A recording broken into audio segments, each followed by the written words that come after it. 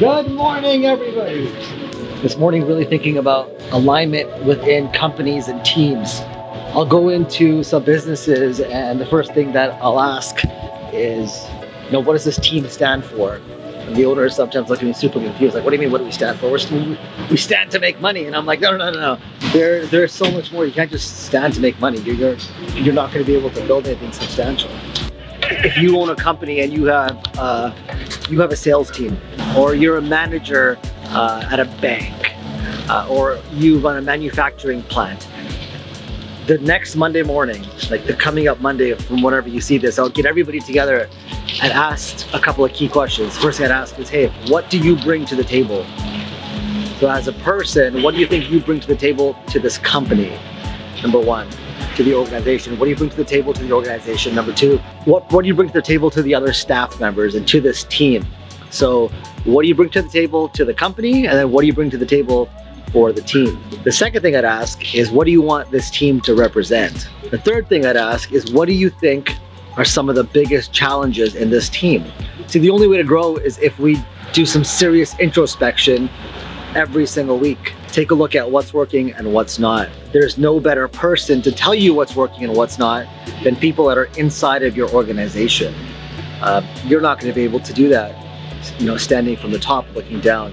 You've really got to trust and lean on the people that are in your company. So now that they've told you what some of the challenges are, ask them, what are some solutions that you would advise? And they just might be on the floor. Like, imagine that that you're in manufacturing and this is a person that's putting a box together.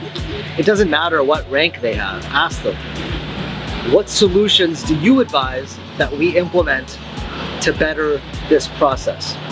What solutions do you advise to solve some of these challenges that you're seeing happen on the floor? You'll be surprised at some of the answers that you get. Some of the best answers come from your team. So do that Monday, see what happens. And if you want to report back, comment below on this video, send me a message, follow me on Instagram, send me a DM, and let me know what happened as a result of that meeting on following Monday. Do it.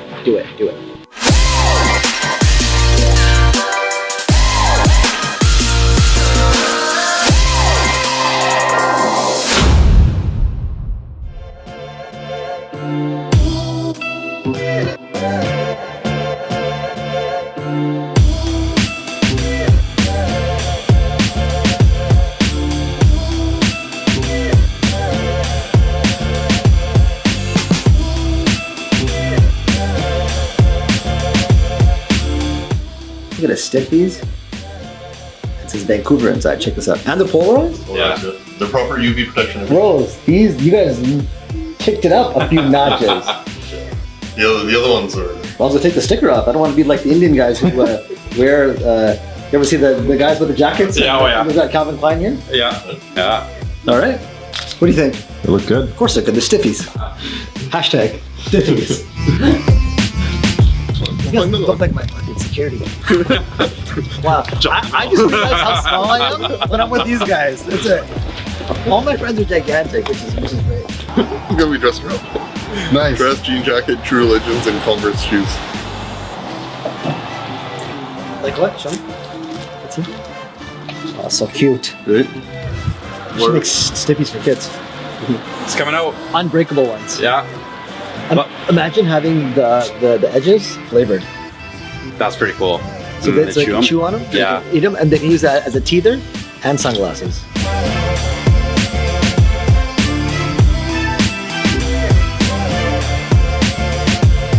I think the biggest thing for us, our flagship product is the collar stay. That's the one that we first came out with. Yes.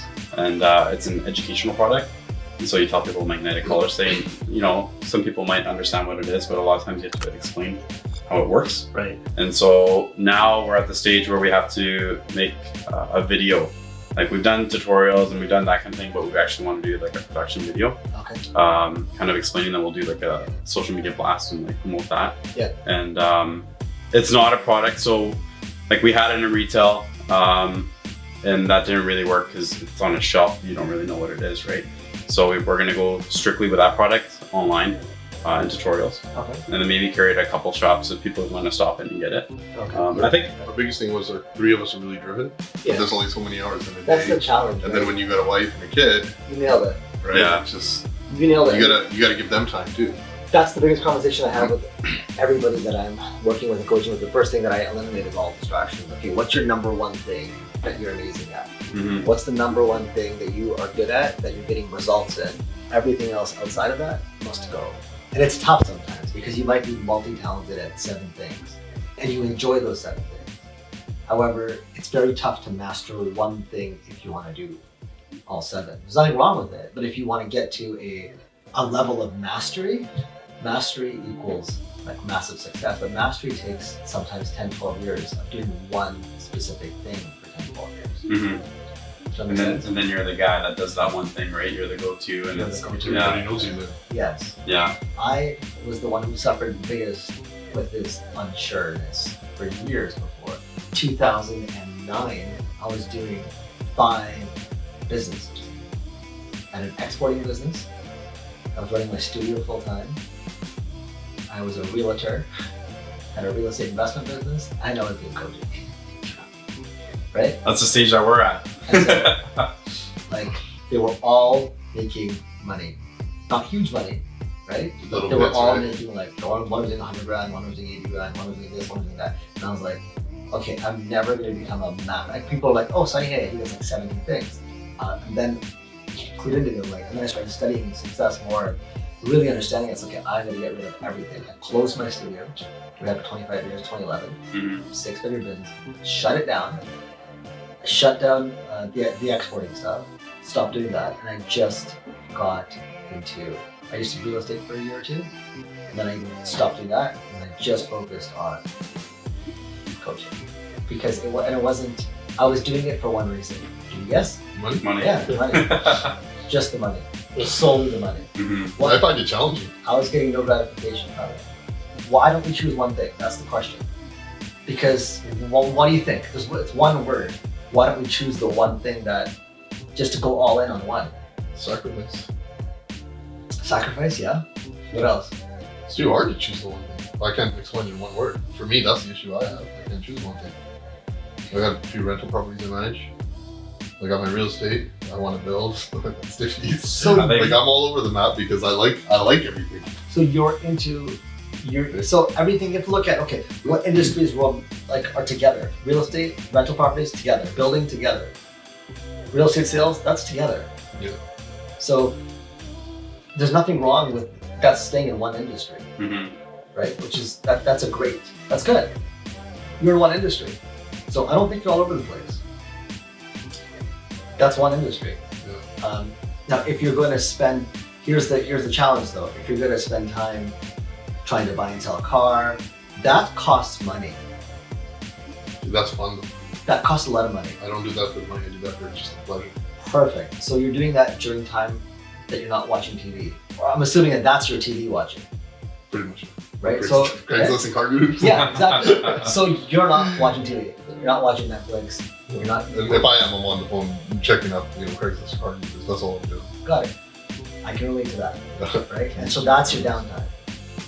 I think you're okay. That's Right the. now, what about? Sorry to cut you off. I was gonna say that's our entrepreneur's entertainment, right? Like we don't sit and watch TV. No, we look for deals. Yeah, and that's what drives us, and that's what gets us the entertainment value out of it. So if you kind of want to talk about like the one thing and why you don't do one thing or why we don't, it's because you have the one thing, and then you get the entertainment, the fulfillment out of those other things, Yes. right? And if it's all fulfilling, then you can keep a couple different things.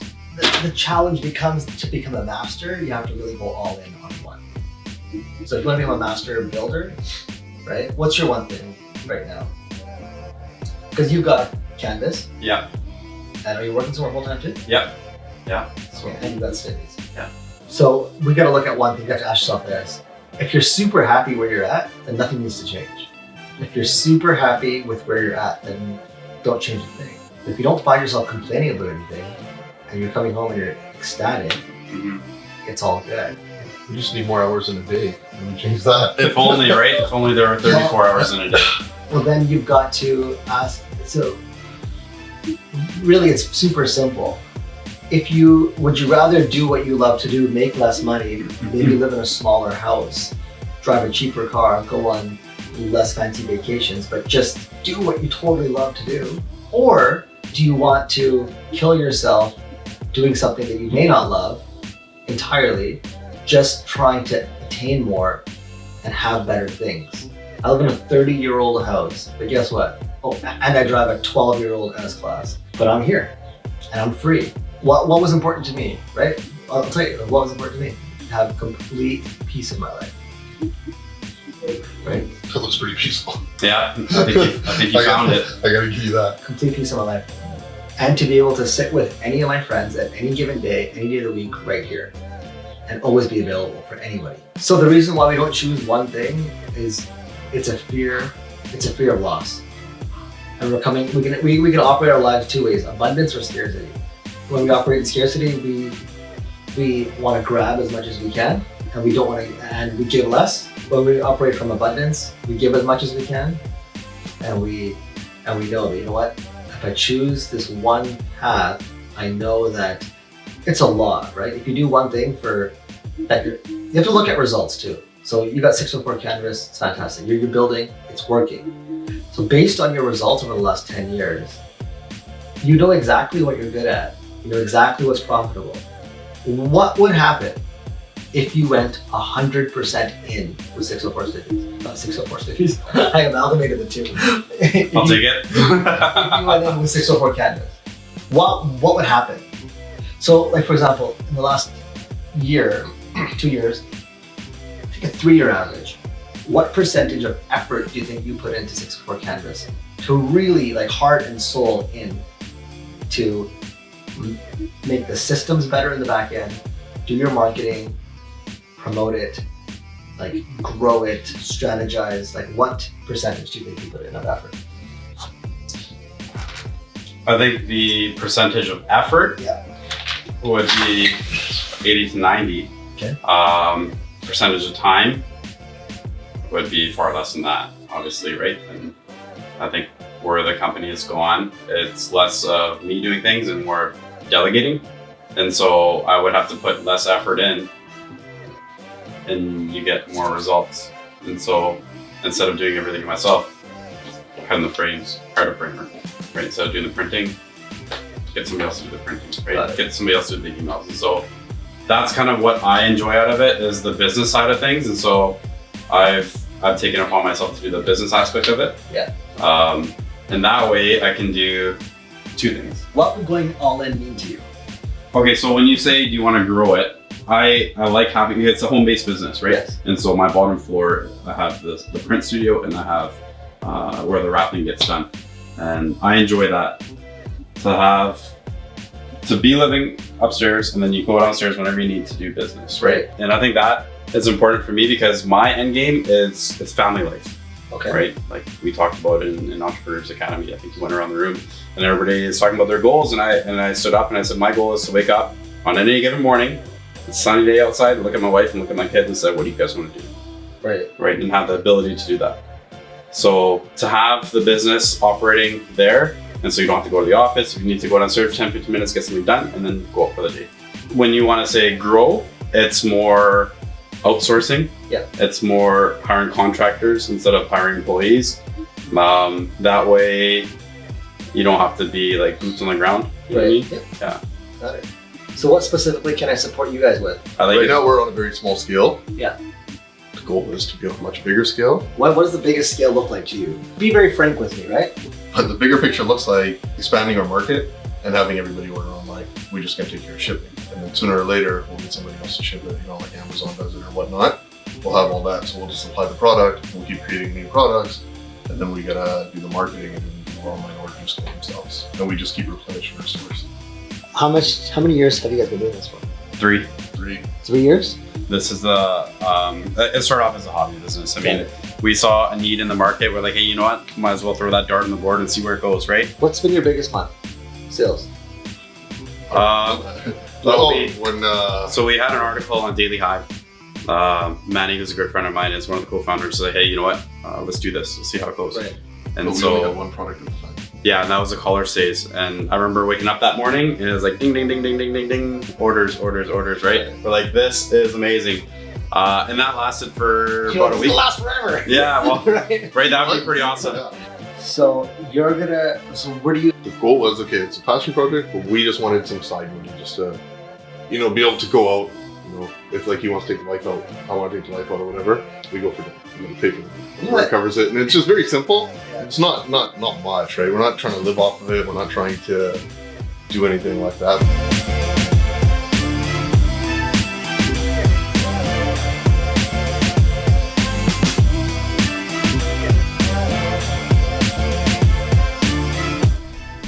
Really good on you, man. Good, man. They look good. Oh yeah. Match the hat. These like feel high quality. It's a good review.